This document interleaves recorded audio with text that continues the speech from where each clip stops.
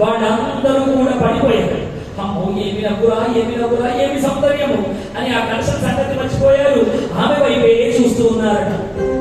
చూస్తూ ఆమె దగ్గరికి వెళ్తే, ఓ దైత్యులారా, రాక్షసులారా, మీరందరూ ఇలా నా వెంటపడడం మీకు మంచిది కాదు. ఎందుకు అంటే మీరందరూ దితిపుత్రుడు, కశ్యప ప్రజాపతి యొక్క కుమారుడు. మీరందరూ కూడా వేదం చదువుకున్నవారే. మీలాంటి వారు నాలాంటి వేశ్య చుట్టూ తిరగడం మీకు అంత గౌరవం కాదయ్యా. నేను ఒక వేశ్యకాంతను. నాకు రోజు కొత్త కొత్త పురుషులతో పరిచయాలు చేసుకోవడం నాకు అలవాటు. మరి మీలాంటి వేదవేత్తలు మీరు గుణానికి రాక్షసులై ఉండవచ్చు, కానీ వాడు కూడా వేదం చదువుకున్నారు. అందుకని మీలాంటి వారు నా వెంట పడితే మీకే అపకీర్తి సుమా అని అన్నారు. అనగానే హేళన ఉండవమ్మా, ఎవరు నిన్ను వేశ్య అన్నది అని వాళ్ళందరూ ఆమెను ఆ మాట అంటే ఒప్పుకోవడానికి సిద్ధంగా లేదు. ఇదిగో ఇదే చెప్తున్నాను, ఓ రాక్షసులారా, మీరు నా వెంట పడితే మీకు అపకీర్తి సుమా అన్నారు. ఏమొచ్చినా ఇదిగో కావాలంటే మా చేతిలో ఉన్న అమృత కలశం నువ్వు పట్టుకో, కానీ నువ్వు మాత్రం పోతానని మాత్రం అనకమ్మా అని చేతిలో ఉన్నటువంటి అమృత కలశాన్ని మోహినీదేవికి అప్పచెప్పారు. మోహిని రూపంలో ఉన్న శ్రీమన్నారాయణ పోయిన కలశము చేతికిందని శ్రీమన్నారాయణుడు ఆనందపడ్డాడు. ఇప్పుడు వీళ్ళందరితో అన్నట్ట శ్రీమన్నారాయణుడు, ఇదిగో మీరందరూ పేచి పెట్టి నాతో గొడవకు వస్తే మాత్రం నేను ఈ అమృత కలశాన్ని ఇక్కడే విడిచిపెట్టి నేను వెళ్ళిపోతాను. లేదమ్మా, నీతో పేచి మాకెందుకు, ఇదిగో ఇంతమంది ఉన్నాం, నువ్వు ఎవరికి నీ ఇష్టం వచ్చిన వాళ్ళకి అమృతం పోస్తావో నీ ఇష్టం. కావాలంటే అదిగో అక్కడ దేవతలు కూడా ఉన్నారు, వాళ్ళలో కూడా, కానీ మమ్మల్ని మాత్రం విడిచిపెట్టి వెళ్ళకు అని అనగానే మోహిని ఇంకేముందండి, సంకల్పించిన కార్యం నెరవేరుతోంది అనుకున్నది. అనుకొని వాళ్ళందరినీ స్నానములు చేయమని చెప్పింది. చక్కగా దేవతలు రాక్షసులు అందరూ కూడా స్నాన సంధ్యాదులన్నీ పూర్తి చేశారు. కొంతమంది దేవతలలో వాళ్ళ భావం తెలియదు, విష్ణువే మోహిని అయినాడు. వాళ్ళు కూడా చొంగగా అరుస్తూ ఉన్నారు. మోహిని దగ్గరికి వచ్చి హాని నోరు తెరబెట్టారు.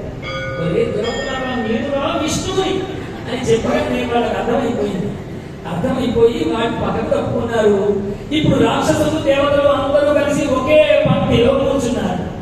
కూర్చోగానే మోహినికి ఎలా వీళ్ళకు ఈ అమృతాన్ని పంచడం, వీటికి పోసి వాడికి పోయకుంటే అనుమానం వస్తుంది కదా అని దేవతలందరికీ సైగ చేశాక పరమాత్మ, మీరంతా ఒకవైపు వరుస, మీరంతా ఒకవైపు వరుస అన్నట్ట.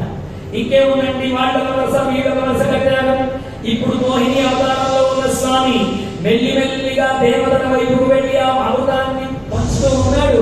రాక్షసుల వైపుకు వెళ్ళి వాళ్ళని చూపులతో కనుమలు పైకి కిటికి ఆడిస్తూ ఉంటే వాళ్ళ కళ్ళను చూస్తూ ఉన్నారు, కానీ చేతిలో అమృతం పడ్డదా పడలేదా చూసలేదు.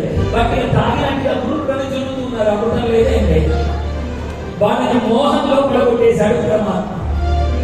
ఇలాగే కదా మనమందరం కూడా సంసారం అన్న మాయలో పడ్డాం, ఈ మోహంలో పడ్డాం. క్షీరసాగరమైనటువంటి సాగరంలో కొండంత కష్టాలను మనం తెచ్చుకున్నాం. ఆ మంథరపర్వతం అంత కష్టాలను, ఆ కష్టాలలో మరి ఉన్నామా అంటే చిరుక్కుంటూ ఉన్నాం, ఇంకా ఎక్కువ చేసుకుంటూ ఉన్నాం.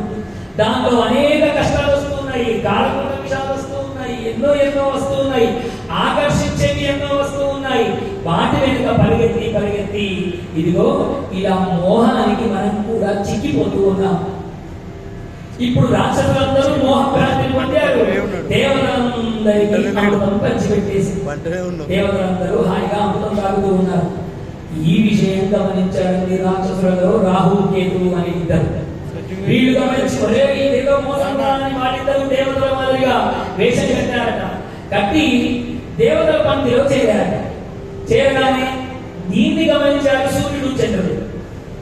నారాయణుడికి చెప్పారట. వెంటనే సుదర్శన చక్రము చేత రాహు కేతువులు ఇద్దరిని కూడా ఆ స్వామి అక్కడి నుండి సంహరించాడు. అందుకనే అర్ధకాయం మహావీర్యం సింహాదిత్య వివర్ధనం. వాళ్ళిద్దరూ అర్ధకాయం, ఒకరికి తల ఉంటే మొండె ఉండదు, ఒకరికి మొండె ఉంటే తల ఉండదు. అలా రాహుకేతువులు ఎప్పుడైతే శ్రీమన్నారాయణుడి చేత ఆ విధంగా వాళ్ళ శరీరాలు కోల్పోయారో ఈ గతి పండించినటువంటి సూర్య చంద్రుల మీద పగబట్టారు. అందుకే సూర్యగ్రహణం చంద్రగ్రహణం